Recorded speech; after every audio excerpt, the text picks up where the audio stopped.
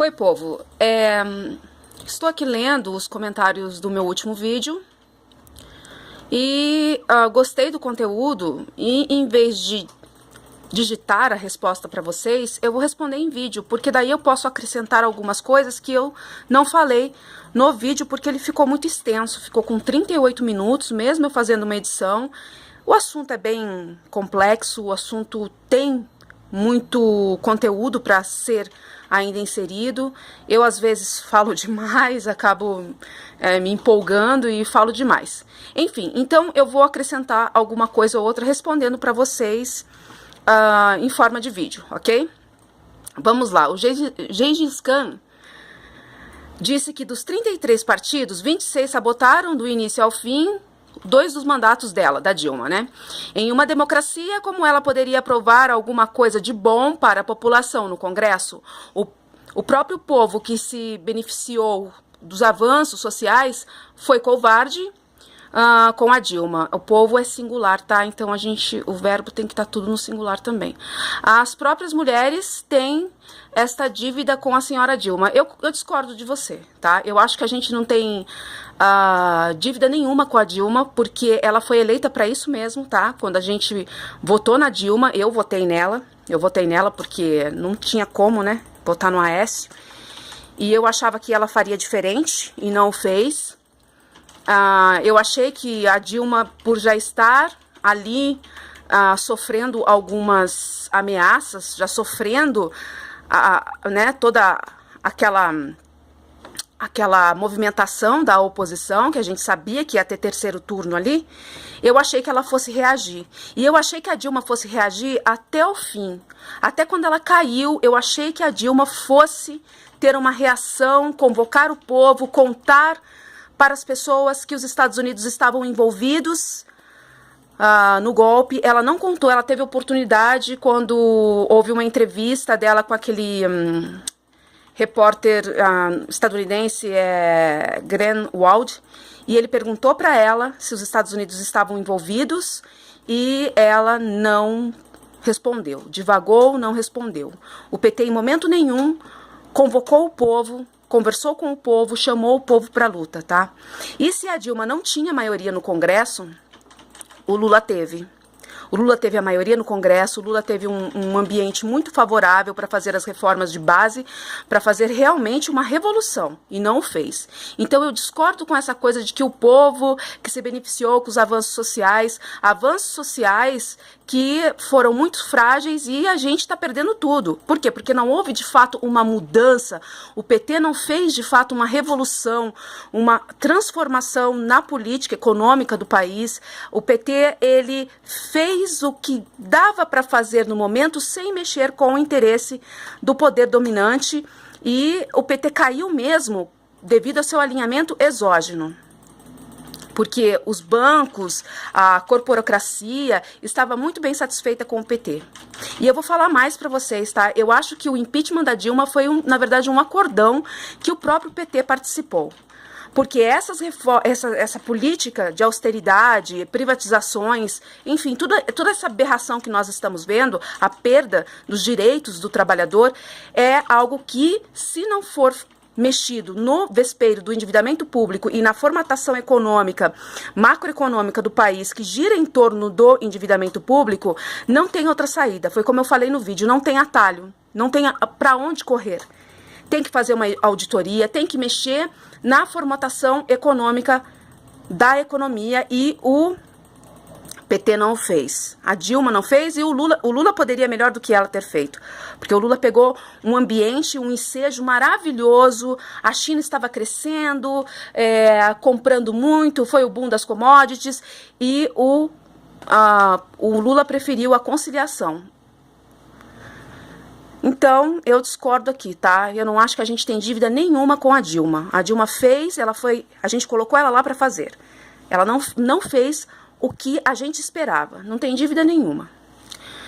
Ele também disse reserva para mineração ou para a base militar. Bom, enfim, você está falando da extinção da reserva na Amazônia, né? É para mineração, mas eles também estão... o Temer está aí para autorizar a militarização dos Estados Unidos na Amazônia. E realmente os Estados Unidos estão vindo de forma agressiva para o nosso lado. Eu já fiz vídeo falando sobre isso. Os Estados Unidos precisam da América Latina. Toda vez que os Estados Unidos estão com problemas, eles miram para a América Latina. Foi assim depois da depressão de 29. Só que eles criaram um outro esquema para tentar iludir a gente, que foi a tal da política da boa vizinhança. Que de boa vizinhança não tem nada, porque os Estados Unidos não respeitam seus vizinhos, a não ser o Canadá. O Canadá eles respeitam, mas do México para baixo eles não respeitam ninguém. E agora os Estados Unidos perderam território lá no Oriente Médio. As jogadas da China e da Rússia deram checkmate realmente na agenda após 11 de setembro. Os Estados Unidos recuaram na Síria e eles precisam de territórios, eles precisam de outras nações para manter a sua industrialização, o dólar, principalmente a agenda após 11 de setembro era para manter o petrodólar, e eles não conseguiram, tá? Eles tiveram que recuar, o objetivo deles era invadir aqueles países do norte da África e do Oriente Médio e chegar até o Irã, só que quando eles chegaram na Síria, a Rússia e a China formaram uma coalizão com Bashar al-Assad e os Estados Unidos não puderam concluir a sua agenda pós 11 de setembro e agora eles miraram para a gente, que é a sua zona de influência, e agora vem com tudo para cima do Brasil e Venezuela. O Brasil foi muito fácil, né? A Venezuela está resistindo aí, e eu não sei quem perguntou aqui para mim sobre a militarização na Amazônia para invadir a Venezuela. Olha, é bem possível que isso aconteça, tá? Alguém perguntou aqui pra mim. Deixa eu ver se eu acho. Aqui, ó. Aqui, ó. Tá sabendo que o exército americano, eu não falo americano, tá? Eu falo estadunidense, eu falava também americano, norte-americano, mas americano não, americanos somos todos nós, né? Eles são estadunidenses, é os Estados Unidos da América, não a América dos Estados Unidos. Então a gente tem que começar já a mudar essa coisa de, os americanos. Não, eles não são americanos, eles também são americanos, mas eles são estadunidenses. E americanos somos todos nós, o continente americano não é dos Estados Unidos, tá? Vai entrar na Amazônia em novembro, fronteira com a Venezuela, para invadir a Venezuela e tentar uma intervenção militar. Olha, de verdade, os Estados Unidos só vão utilizar uma intervenção militar na Venezuela depois de tentarem de tudo para derrubar o governo Maduro, porque para os Estados Unidos na América Latina é mais confortável utilizar o poder brando, porque não cria um efeito colateral, que é o nacionalismo. Toda vez que há uma reação militar, uma invasão física a um país, o efeito colateral disso é um nascimento da consciência nacionalista. Você pode ver que vários países condenaram a fala do Trump, dizendo que, né, não descarta a possibilidade de invasão militar na Venezuela. Então, gente, eu acho que os Estados Unidos vão tentar de tudo, até porque os Estados Unidos têm a oposição lá dentro da Venezuela que é a favor dele. Então, eles vão utilizar a oposição de todos os modos e só vão, de repente, usar a intervenção militar no caso, assim, de urgência, sabe? Eu não descarto que isso aconteça, mas eu acho que os Estados Unidos farão de tudo, porque vai criar, assim, uma onda de anti-Estados Unidos, anti-imperialismo. Você pode ver que já teve ali manifestações no Chile, com a visita do vice-presidente. Eu acho que foi o vice-presidente que esteve no Chile uns tempos atrás, e queimaram a bandeira dos Estados Unidos.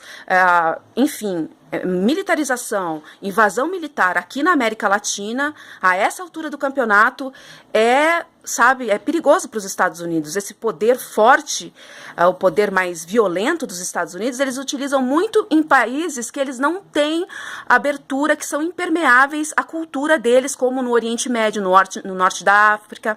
Aí eles utilizam a invasão militar. Mas hoje, a guerra de quarta geração, que é a guerra que a gente sofre aqui, para eles é muito mais lucrativa, é muito mais contundente, não cria um efeito colateral, não cria uma consciência nacionalista. Por quê? Porque a gente não vê, é uma guerra silenciosa, é uma guerra psicológica, invade a mente de um povo.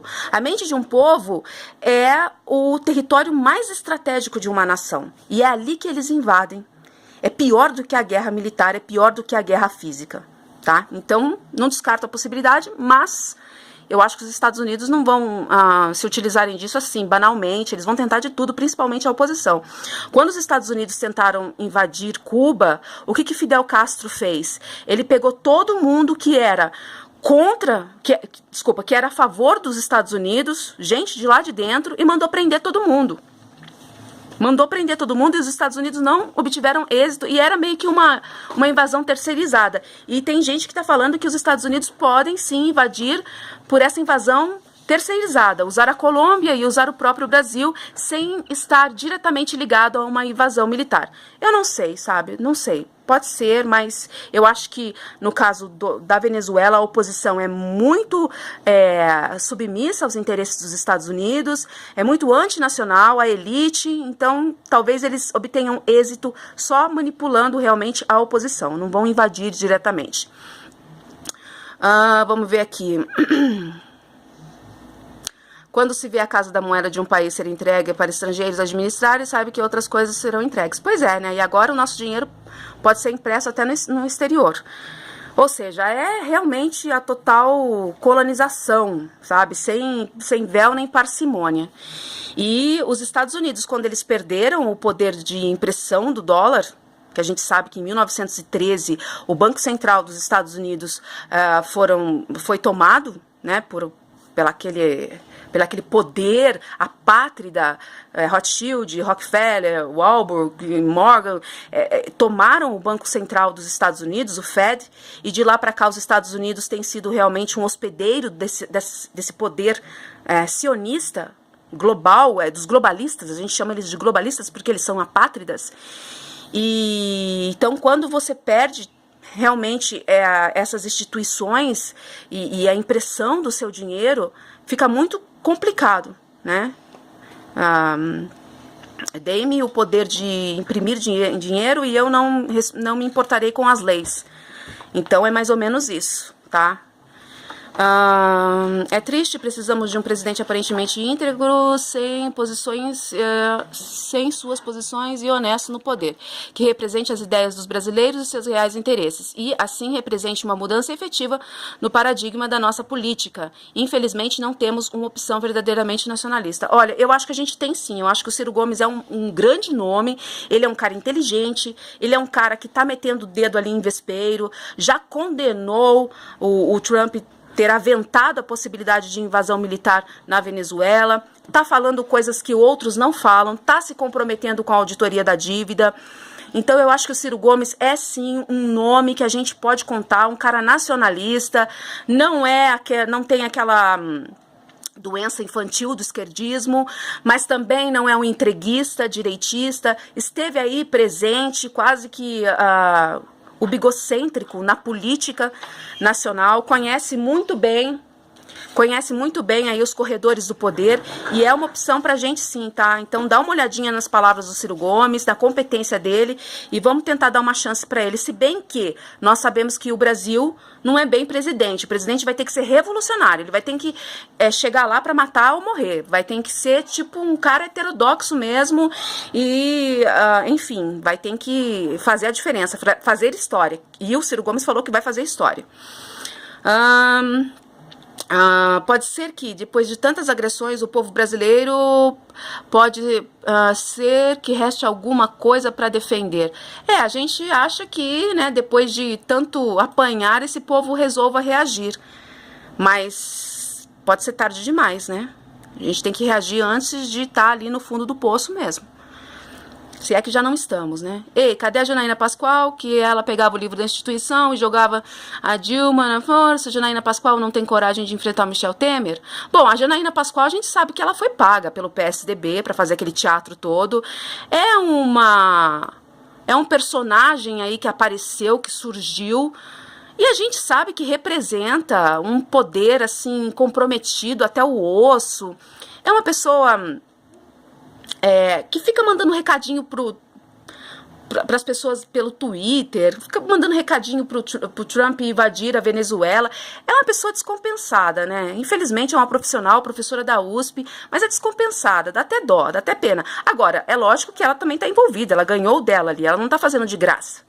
Então, sabe, eu acho que é melhor a gente nem dar holofotes para uma pessoa dessa, descompensada, sabe, com aquele discurso moral.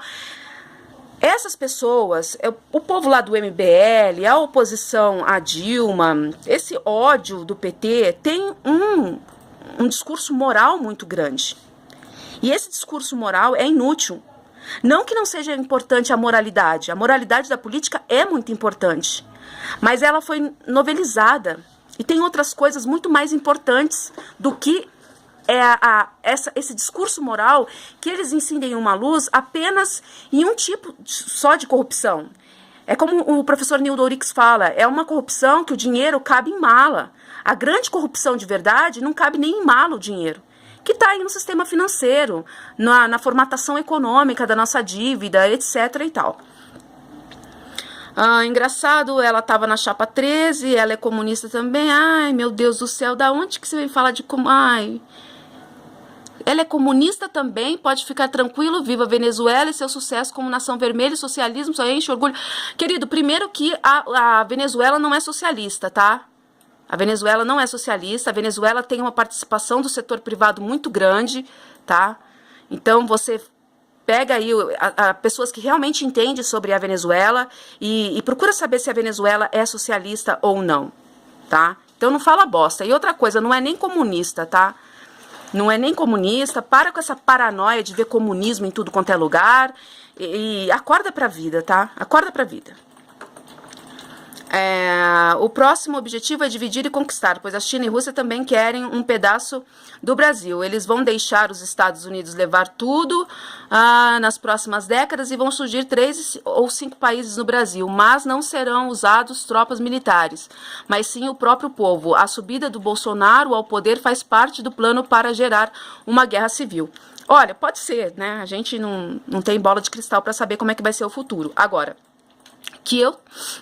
assim, percebo que a China está permitindo que os Estados Unidos recuperem a sua zona de influência, isso para mim está muito nítido, inclusive na questão da Venezuela. O Maduro teve que vender ativos para o Goldman Sachs porque a própria China recusou continuar dando dinheiro e recebendo petróleo. Então a China parou de financiar, a China não quis financiar. A China não quis ajudar o governo Maduro. E é por isso que o Maduro, como 95% do petróleo venezuelano corresponde à economia, como 95% da economia venezuelana corresponde ao petróleo, ele não tinha outro jeito, né? Vendeu lá para o Goldman Sachs, foi 30%, se eu não me engano, foi muito criticado, mas, enfim, o que nós faríamos se estivéssemos no lugar dele? Então, eu tenho para mim que a China, inclusive o golpe que aconteceu no Brasil, a Rússia não fizeram nada, a China, que é a maior parceira do Brasil atualmente, não fez nada, poderia não ter reconhecido o governo Temer, sabia que ele era um títere dos Estados Unidos, um informante, um preposto, e não fez nada. A própria Rússia chegou a avisar a Dilma e também não fez absolutamente nada. O Brasil segue no BRICS, só que hoje o Brasil é os Estados Unidos dentro do BRICS e a China e a Rússia sabem. Então eu acho que a China... Pois é. Eu acho que a China e a Rússia fizeram um acordão assim, porque você sabe que as nações hegemônicas, elas se entendem, elas não se autodestroem. Elas se entendem muito bem, por sinal, e é por isso que elas se mantêm, por isso que 5 nações mantêm o controle do mundo. Porque elas se entendem, elas guerriam na casa dos outros, mas não chegam a se confrontar entre si. Os Estados Unidos mandaram bomba em Hiroshima e Nagasaki para intimidar a União Soviética, mas não mandaram bomba na União Soviética. Não são nem loucos, né? E a mesma coisa, a guerra do Vietnã, a própria guerra da Síria, é ali o embate entre eles, mas uma nação precisa da outra. Por exemplo, a China é interdependente dos Estados Unidos. Esses países são interdependentes, eles um precisam do outro, porque são os maiores parceiros do outro. E a China poderia acabar com o petrodólar. A China já tem como fazer isso. Só não fez porque acabaria consigo própria. Para a China... não é bom que os Estados Unidos entrem em colapso. E se o dólar deixar de ser a única moeda de troca internacional, a economia estadunidense entra em colapso. Porque há um déficit muito grande. Imprime moeda sem lastro na economia deles, né? Então eles acabam criando um déficit muito grande. E é esse déficit muito grande que está impedindo a economia mundial de crescer. E está impedindo a própria China de crescer. E por isso que já há um arranjo, já há aí um horizonte para um próximo sistema monetário, que eu acredito que vai ser ali do FMI, Direitos Especiais a Saque, Direitos Especiais de Saque, agora esqueci o nome, mas é uma coisa assim. Já é um instrumento que é utilizado pelo FMI, é a moeda do FMI, que tem lastro nas moedas mais fortes do mundo. E agora o Yuan foi incluso também, porque já está tudo esquematizado para ser o próximo sistema monetário que conta com a participação do dólar. Ou seja, os Estados Unidos não vão entrar em colapso de vez, eles vão ajeitar a economia deles e eles precisam da América Latina para fazer isso. Eles precisam da América Latina, sua zona de influência. Historicamente, os Estados Unidos exigem a América Latina para eles, é deles. E agora a China e a Rússia estão assistindo isso e permitem isso e vão permitir porque para a China nem para a Rússia é bom que os Estados Unidos deixem de ser uma grande potência. Esse é o esquema da hegemonia mundial, sabe? Agora, eu não coloco a China e a Rússia também na vala comum do imperialismo. Eu acho que eles têm um modo diferente de se manterem, de se protegerem. Mas tá aí, né? É uma das 5 nações que tem direito a veto no Conselho de Segurança da ONU, que tem bomba nuclear, que, enfim, controlam o mundo junto com esse poder globalista apátrida. Trocar uma dívida em dólar para o FMI, que impõe suas medidas ao país devedor, por uma dívida na moeda nativa, não é mais vantajoso? Não, não é. Porque, veja bem, essa dívida com o FMI, os juros eram baixos, era de 4%, se eu não me engano. E o Lula trocou juros de 4%, juros externos, para uma dívida de juros a 18%. Depois vocês deem uma pesquisada aí para vocês verem como realmente não foi vantajoso. E outra coisa, seria vantajoso se o Lula rompesse com a formatação econômica, com a orientação, entre aspas, porque não é a orientação, tá? É uma imposição do FMI na nossa economia. O que a gente vê hoje da economia, a estrutura da economia brasileira, da macroeconomia brasileira, é toda orientação do FMI. Então, a partir do momento que o Lula pagou o FMI, nada mais natural ele romper com essa estrutura ditada pelo Fundo Monetário Internacional. Aí sim seria vantajoso, mesmo que os juros internos fossem muito superiores, enfim. Mas no caso, o Lula não fez isso. Quando o Lula pagou em 2005 o FMI 15 bilhões, se eu não me engano, ele teve que se comprometer. Até foi publicado no site da Fazenda, o ministro Palocci publicou que aquele pagamento não significava o rompimento com o estatuto do FMI, com os artigos que ditam a estrutura econômica do país. Ou seja, pagou, mas continua escravo do FMI. Agora, se você tem uma dívida com alguém e esse alguém te impõe algumas regras para você fazer dentro da sua casa, enfim, na sua família, aí você paga essa pessoa. Você não tem que ficar mais sujeito aos ditames dela. Pois é, mas o Lula pagou e só pagou porque fez isso, porque senão o Fundo Monetário não ia receber esse dinheiro, tá? A Maria Lúcia Fatorelli conta essa história pra gente com muito maior propriedade. Ela que é auditora fiscal da Receita, aposentada, entende muito. Ela, a coordenadora do site Auditoria Cidadã da Dívida, procura o conteúdo da Maria Lúcia Fatorelli e ela conta tudo isso, tá? Então, ou seja, rompeu com o FMI, pagou o FMI, mas não rompeu com o FMI. E se o Lula tivesse rompido com o FMI, a gente poderia ter feito uma grande revolução no país. Realmente uma revolução, porque esse tripé macroeconômico, ele é um atraso de vida, ele é quem faz a nossa economia ser uma economia de cemitério. E o Lula pôde fazer isso, numa época que o Lula tinha a maioria no Congresso, o Lula tinha um ambiente muito bom geopolítico, geoeconômico, tá? As commodities brasileiras estavam super valorizadas, ou seja, a gente poderia ter mudado tudo isso e o Lula não fez, porque o Lula, ele apelou, ele optou por um pacto com esse poder dominante, com essa formatação econômica do Brasil. E aí nós não nos tornamos uma nação industrializada, porque essa formatação do FMI não permite isso.